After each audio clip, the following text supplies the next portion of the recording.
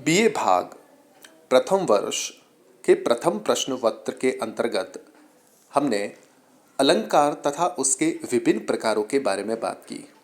आज हम अर्थालंकार के मुख्य भेद में उत्प्रेक्षा अलंकार के विषय में बात करेंगे।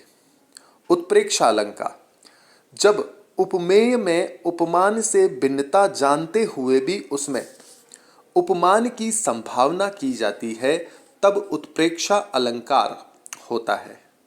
रूपक में भी उपमेय और उपमान की भिन्नता के ज्ञान के साथ ही उपमेय में उपमान का आरोप किया जाता है, परंतु वहां उपमेय और उपमान के एक सा होने में दुविधा नहीं रह जाती, प्रत्युत दोनों की एकात्मता मान ली जाती है।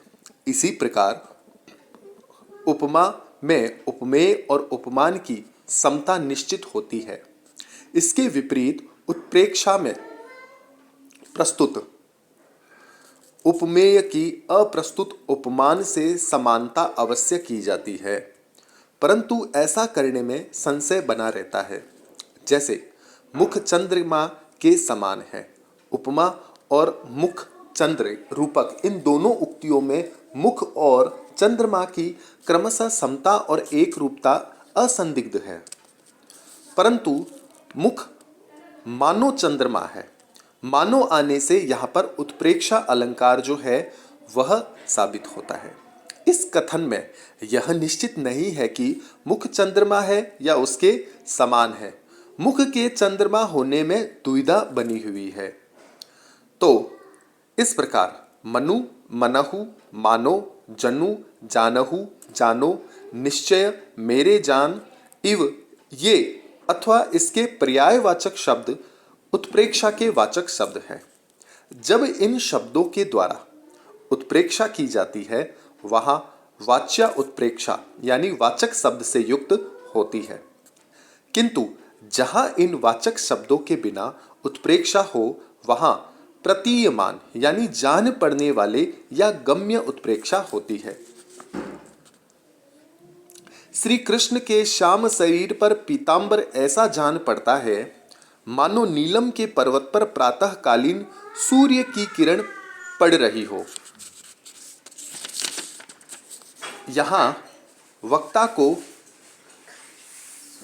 यह निश्चित नहीं है कि श्याम सुंदर के शरीर का पीतांबर नीलम के पर्वत पर सूर्य की प्रातःकालीन किरणें हैं। इसी से मानो कहकर वह अपना अनिश्चय प्रकट करता है।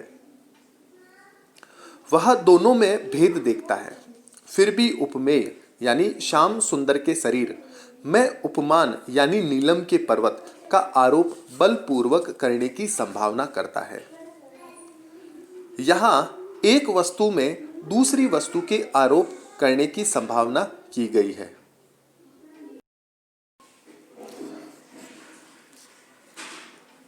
पाई अपूर्व स्थिरता मृदु वायु ने थी, मानो अचंचल विमोहित हो बनी थी।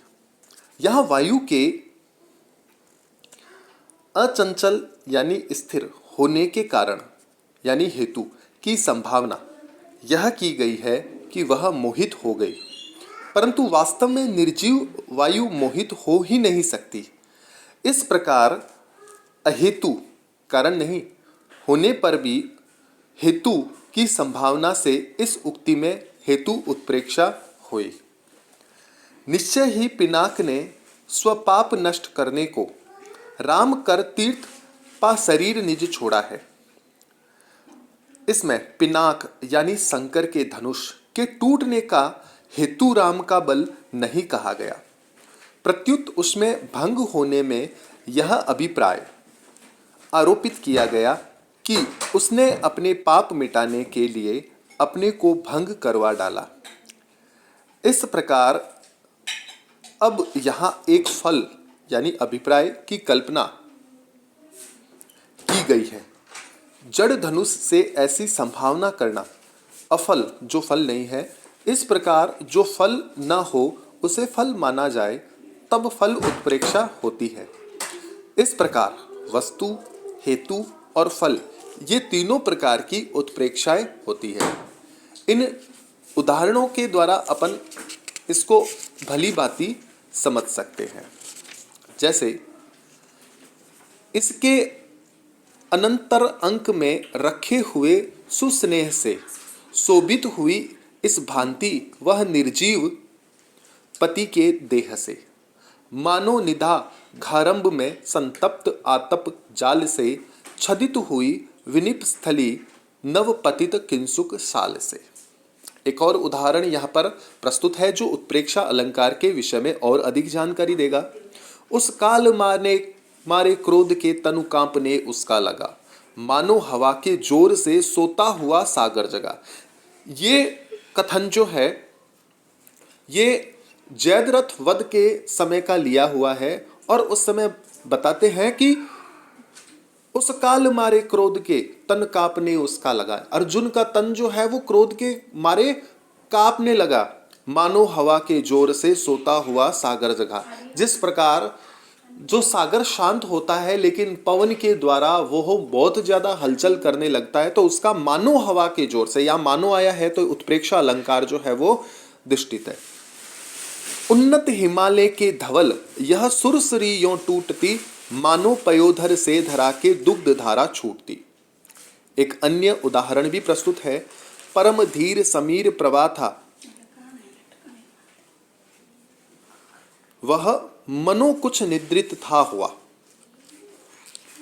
एक और उदाहरण के द्वारा हम इसको और आसानी से समझ सकते हैं। मोर मुकुट की चंद्रिकन यो राजत नंद नंद, मनु शशि शेखर की अकस किया शेखर सतचंद।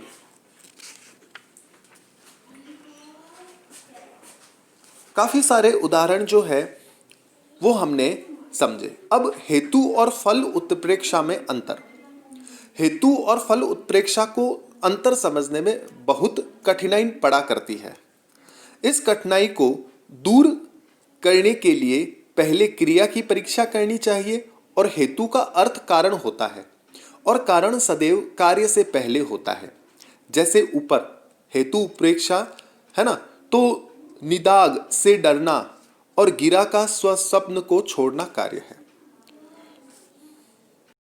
तो इस प्रकार उत्प्रेक्षा अलंकार के विषय में हमने पढ़ा। अब हम अपह्युंति अलंकार के बारे में बात करेंगे।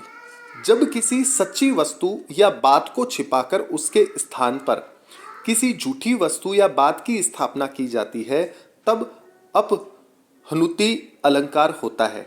दूसरे शब्दों में उपमेय का निषेध करके उसके स्थान पर उपमान का आरोप करने से अपह्युंति होती है।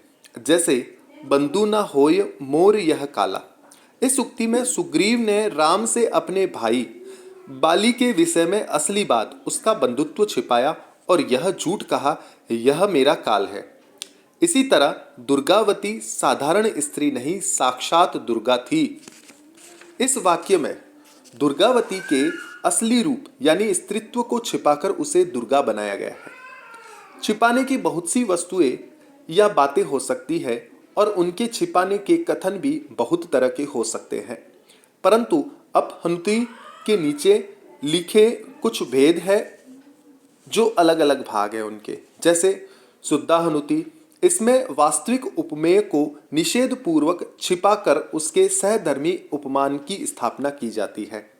जैसे दृग जल युक्त बदन मंडल को अलके श्याम न थी घेरे, ओस भरे पंकज ऊपर थे मधुकर माला के डेरे। यहाँ पर उपमेय अर्थात अश्रुपूर्ण चेहरे को ढके हुए बालों को निषेध पूर्वक छिपाकर उसके स्थान पर उपमान अर्थात ओस के कण से युक्त पंकज के ऊपर बैठे हुए भोरों को आरोपित किया गया है। इसी प्रकार कृष्ण नहीं पीतांबर पहने, बिजली चमक रही घन में। फिर दूसरा है हेत्व अपनुहुति। जब उपमेय का निषेध और उसके बजाय उपमान का स्थान किसी हेतु यानी कारण से किया जाता है, तब उसे हेत्व अपह्युंति होती है। जैसे कोहरा नहीं है यह धूम सलीला नल का, भानु तापने को आग पानी में लगाते हैं। फिर तीसरा है प्रयस्तापनुहति। जब किसी वस्तु में उसके सच्चे गुण का निषेध इस अभिप्राय से किया जाता है जिससे वे धर्म या गुण या अन्य वस्तु में स्थापित किए जाए, तब उसे प्रयस्तापनुहति होती है। जैसे कि हे न सुधा यह है सुधा वास्तव में सत्संग। फिर अगला है भ्रांता अपनुहति। जब किसी वस्तु में किसी दूसरी का भ्रम हो जाए और सत्य बात कहकर यह भ्रम दूर किया जाए, तब भ्रांता अपनुहति होती है। जैसे हे गरजते धन नहीं बजते नगाड़े, विद्युत लता चमकती न कृपाण जाल है। धारा नहीं बरसती यह बाण धारा, आई घटा यह नहीं शिवराज सेना। यह शिवराज की सेना बादलों की घटा का भ्रम हुआ था, तो असली बात बतलाकर दूर किया गया।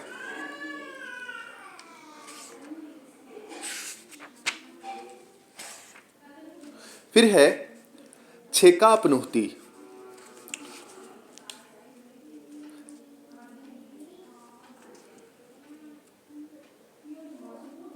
सत्य को छिपाकर असत्य कहकर शंका दूर करने की चेष्टा की जाती है।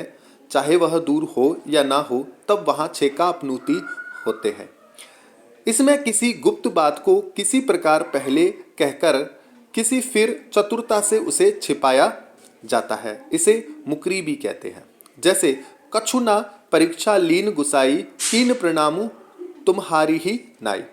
इस उक्ति द्वारा सती ने शंकर से अपने राम की जांच करने के ढंग को नहीं बताया, प्रत्युत चालाकी से एक दूसरे की बात बना ली। फिर है केत्वापहनुति।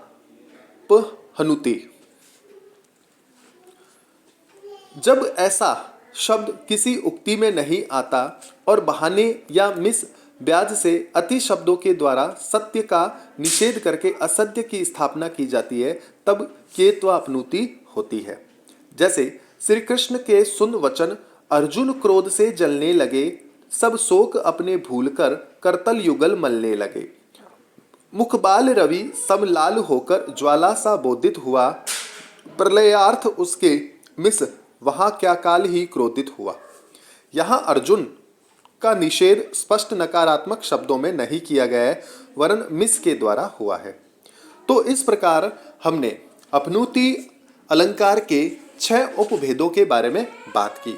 अगले वीडियो में हम अन्य अलंकारों के बारे में बात करेंगे।